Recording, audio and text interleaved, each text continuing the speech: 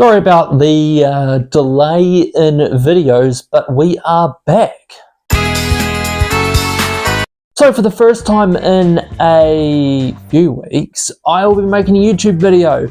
This will be around the Supercars round. Yes, if you haven't forgotten, I am a Supercars YouTuber. This weekend just gone has been the Tasmania Super 440 at Symmons Plains. Now there was a lot of milestones on for this weekend. The first one being the 100th race for Gen 3 for race 1 of the weekend, and the second one being the 100th race in total for Symmons Plains as a circuit in the Australian Touring Car Championship.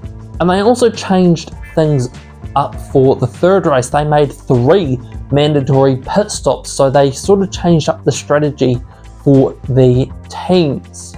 Also, once again, in a new setup, I've moved from that side of the room to this side of the room. As you can see, I've got a bit of a setup going on here. Yes, I have a few die-casts, a few Legos, and a hell of a lot of Hot Wheels because they're cheap. But we're not here for that. We're here for Supercars, and the way I do things in my round reviews is I go by driver. So I go over all 24 drivers' weekends and tell you how they did. And if you want to see more Supercars content, give a like and a subscribe. The support would be very much appreciated.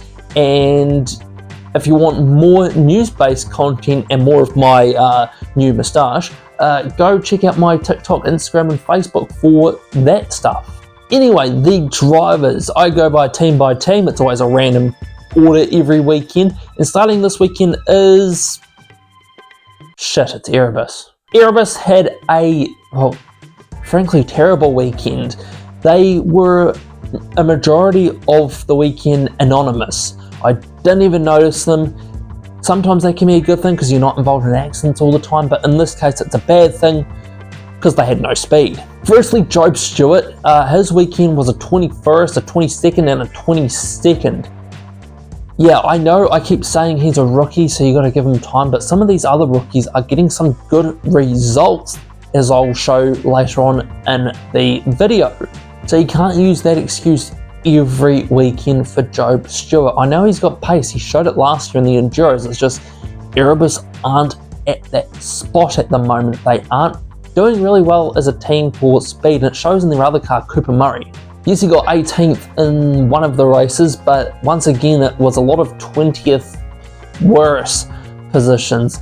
He had a new car, there were a few new car niggles, especially in the first practice session, but these days you iron them out quite quickly given the professionalism of these teams, so there wasn't really much excuse for it. He did get a good save though in race 3, he nearly stacked it going down the back straight. Blanchard Racing Team, obviously Aaron Cameron and I went to the same moustache growing school because he is also growing a bit of aerodynamics in the front, and it seems like that's working as well. That and his new mentor, he has thought along the lines of Matt Payne and Ryan Wood. You need an ex-Bathurst legend to help you along, so he flicked Stephen Richards a message, and Steve-O has helped him this weekend, especially with his racecraft. 7th in the final race is very good. Yes, it did start quite iffy in that first race where he got spun, but the second and third race was very good for Aaron Cameron. It's cool to see him actually piece together most of a weekend and not just some, or in unfortunate cases, all of a weekend. As for James Golding, I would say it was a very B- to C weekend when it comes to a grading, because he was 12th, 13th and 13th. It was very averagely placed for Jimmy. It was weird for him to not get a top 10 this weekend. Usually he sneaks in there here and there, but for Jimmy, yes, it was still consistent, but the pace was just unfortunately not there. Chaz Mostert started out so good. He won a race and got pole, so he can tick off those boxes for his Toyota career. Unfortunately, from there, it didn't really go well. He got a 15-second penalty in race 2, and race 3 he qualified quite terribly. So it started off strong and ended quite averagely, but as we'll go over in the points, it's not all doom and gloom. Ryan Wood, that was a fairly average weekend. He didn't really excel, but he didn't really massively disappoint. He was just there. And the more runs he gets on the board, the higher his standards are going to be. It's going to be like the Kai Allen effect. So he's still getting top 10s, but a best of 8th is probably not the best result Woody was looking for. Matt Payne, very good weekend from him. He has now jumped up to 2nd in points with an 8th, a 3rd and a 2nd. The only thing he didn't do is win, but considering Grove's previous history at Tasmania, yes, he did win there last year, but that was more of a fluke considering their previous goes at it. He did quite well. As did his teammate Kai Allen. Yes, he did have a bit of a false start due to a crash in qualifying, so race 1 was a bit of a throwaway and try again next time. But race 2 and 3 were very good, more top 10s and a 3rd place position in that last race. So another podium lockout for Grove Racing. They're getting these runs on the board. It's very good to see from the team. Team 18, Anton De Pasquale, again proving that he is the best Chevrolet driver consistently over a weekend with a 4th, 5th and 6th. It was good to see. I think he even got on the front row at one point as well. I mean, what else can I say about him? He just continuously proves that he is the best Chevrolet driver of the weekend. David Reynolds, however, did prove that this old dog does know some new tricks. He got a 2nd in one of the races, the first race, where he had a bit of a defensive masterclass on Brody Kostecki and let Bush burn his tyres for Davey to get a 2nd place result. It was just a shame in race 2 that he outbraked himself and ran straight at the back of Brody Kostecki going down to the hairpin, so that sort of ruined a good result in that race, and race 3 was just okay, just typical David Reynolds stuff, but it was good to see him back on the podium. Brock Feeney, just a typical Brock Feeney weekend. You could say a 4th, a 2nd and a 1st. He is now up to 12th on the all-time wins list. I mean, how old is he? He's already equaled Dick Johnson's record. Yes, I know that there's more races in this era, blah, blah, blah, but he has already equaled a 5-time touring car champion in the wins category. That is so impressive from this young bloke, and he just looks to be getting better and, well, better. Still the championship lead, still eking that out going into the next round. Will Brown was also quite good, not up to the speed of Brock, but still very consistent. Their qualifying has gotten better from last year and at the start of this year, so that's good to see. The new aerodynamic haircut is obviously working for him. It's just a shame that he couldn't quite get on that podium, but he was quite close. Andre Heimgartner, he was Mr. Saturday this weekend. He got 2 top 5s, and one of those was a win. He broke a lot of hoodoos for Brad Jones Racing and himself. It was the first win at Tasmania for BJR in 13 years. His first win since Taupo 2024, I think, that wet race on Saturday. That's, I think, also Brad Jones Racing's first win since then. Obviously, those guys' first win in a Toyota, and apparently it was Andre's first dry weather win. His previous 2 wins were in the wet, so it was cool to see him break all these hoodoos. Cameron Hill kept up pace with him. He also got 2 top 10s on a Saturday. It was just a shame that the Sunday pace wasn't as good, but these are the kind of results that Cam Hill needs. Just the consistent, occasional top 10s, not hanging out at the back with the numpties and the rookies. As for Macaulay Jones, he was there. He was mainly the worst of the Supras, but he did get a 15th in the final race, so it wasn't all doom and gloom. He didn't disappoint. He is going about this season quite quietly, and it is quite good to see. As for Jackson Walls, I'm going to say like Job Stewart, he's a rookie argument can't really be said when you've got the likes of Zach Bates, Rylan Gray, and especially Jaden Ojeda having some impressive results. Jackson Walls got 18th as a best result in a Triple 8 car. Remember, this is, yes, it's SCT Motorsports, but it is a 3rd Triple 8 car. That would be like getting given a 3rd Team Penske NASCAR and going out and performing top 20 at best. Okay, bad analogy, Austin Cindric is doing that at the moment, but still, you get what I mean. It's not a good look for Jackson Walls.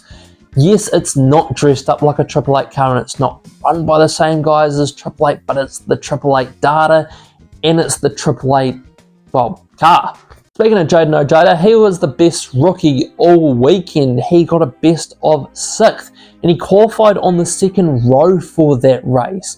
He is slowly showing how much of a not rookie he is. Yes, he's technically a rookie in layman's terms, but with the amount of GT experience, that's probably the only thing that let him down, because the GT3 racing, they don't do standing starts, they do rolling starts. So he doesn't have the standing start experience of late as, well, some of the other blokes he was running around.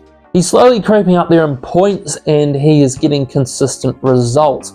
Declan Fraser had a quiet weekend, not a terrible weekend, but again, just like James Golding, I would say it was a C rating for his average for what that car is. He got outshined by Jaden Ojeda quite frequently this weekend. Again, he's not tearing up gear, he's not finishing last every race, so I think Declan Fraser is doing the job that has been asked of him, just continued quiet growth over the year. Cameron Waters quite missing throughout this weekend. He didn't really have that Cam Waters race pace that we have seen. He's had the Cam Waters qualifying pace, and that being the lack of qualifying pace, but the race pace wasn't there. He didn't charge his way through the field like he usually does, and same can be said about Thomas Randall, but the problem is he hasn't really been showing that pace at all this year. He had a best result of 10th, Thomas Randall, so I don't know what's happening with Tickford. They have sunk like a stone. Ever since those rounds in New Zealand and as they've come back to Australia, they have been increasingly disappointing in the weekends and especially in the teams championships. Brody Kostecki, good start to the weekend. He got 3rd in the first race, but the second and third race were, well, just frankly terrible. Yes, he got up-arse ended by David Reynolds, so that hurt his run in the second race, but the third race he just didn't have speed. He had issues left, right and centre and didn't finish inside the top 10. As for Rylan Gray, the quali speed is getting better. The race pace from Christchurch seemed to, he must have left that in New Zealand, but the quality speed is there. He must have gotten some tips and tricks from Brody Kostecki, and it's good to see from him. He is not just sandwiching the grid between himself and Brody Kostecki. And finally, Matt Stone Racing, starting with Jack LeBrock, he lost his consistency. That is the thing that I've been, well, praising him throughout the whole year, his consistent speed throughout 2026 of just being in and around the top 10. He got 11th one race, but then the other 2 races were just forgettable, unfortunately, and it was unfortunate to see for JLB, because for most of the year he has looked like the second best Chevrolet, but if this keeps going, he's going to lose that status. And finally, Zach Bates. He also got an 11th in one of the races, but I could say that he was better overall on the weekend to Jack LeBrock. Yes, just like JLB, race 3 was a disaster, but race 2 was good. He got a 13th, or was it 11th?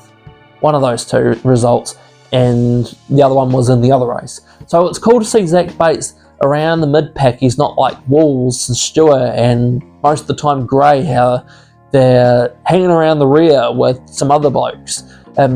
It's Zach Bates showing that speed that he had in 86s, that speed that he had in Super 2. And that is a look at your drivers for the weekend. The driver standings, however, is a bit interesting. You've still got Brock Feeney. I'm writing down on a piece of paper, by the way. I'm not looking at my leagues. Brock Feeney is still on top with 12-11 points, but you've got Matt Payne now second on 90. Brody Kostecki has dropped a hell of a lot of points at 173 behind. Cameron Waters still somehow 4th. I have no idea how he has done that after the bang average weekend he has had, 277. Kai Allen, 294, so right behind Cameron Waters, and Di Pasquale is right behind him at 303. Brian Waters, 335 behind Feeney. Will Brown is in 8th with 376, so he is creeping up after that terrible start in the first and second rounds. James Golding still somehow in 9th, and Chaz Mostert now just in 10th position, mainly after that win in the first race. And just outside the cut-off line, you've got Jack LeBrock with 516 points behind the leader, Andre Humgarner 571, Randall 625 behind, Jaden Ojeda 633, so Could be a wild card for the finals, you never know. And you've got David Reynolds on 674. So that is my round preview for Tasmania. It's good to be back doing YouTube videos, so I just decided to take a teeny tiny break while a few things were going on in my personal life and take into account the gap in the calendar. But I'm going to fill your weekly watching with more videos over the coming weeks. And if you like this video and you want to see more, give a like and subscribe. The support is always appreciated. And as always, if you want to see more content of mine, check out one of these two videos beside me. I have no idea what the algorithm is going to pick, and I will see you in the next video, whatever one that may be.